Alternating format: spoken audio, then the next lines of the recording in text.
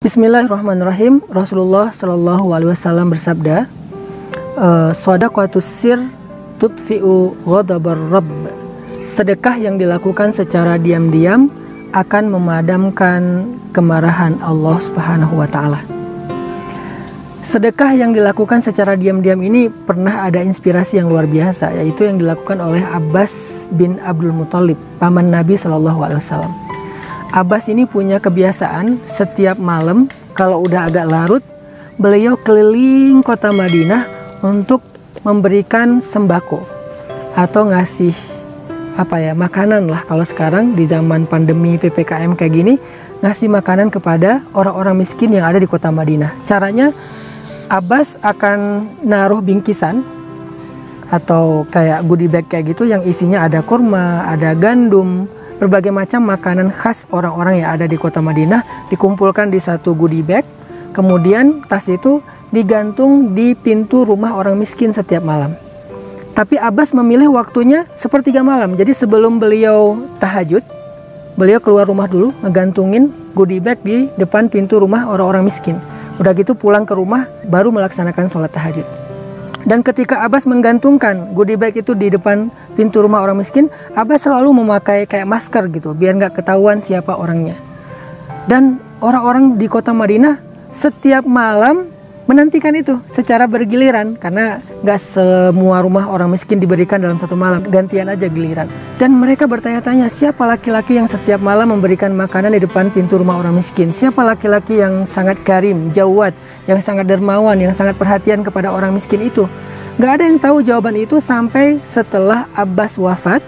Ketika Abbas sudah meninggal dunia, barulah penduduk Madinah tahu bahwa itu adalah kerjaan Abbas, karena sejak Abbas wafat, nggak ada lagi goodie bag di depan pintu rumah orang miskin di kota Madinah. Ini namanya shadaqatus sir. Ini namanya sedekah yang dilakukan secara diam-diam.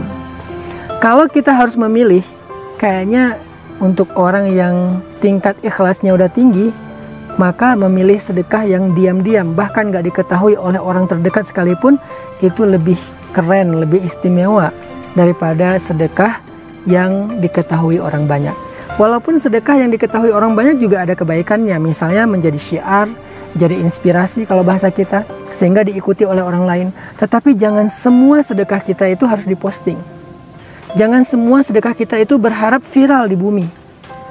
Harus ada sedekah kita yang kita lakukan dan viral di langit. Gimana cara biar viral di langit?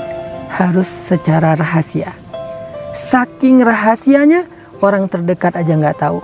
Makin sir, makin rahasia, makin trending di langit. Makin rahasia, makin di like sama Allah. Makin rahasia, makin dibicarakan di langit. Dibicarakan di antara penduduk surga dan para malaikat, viral. Sekarang tinggal kita pilih.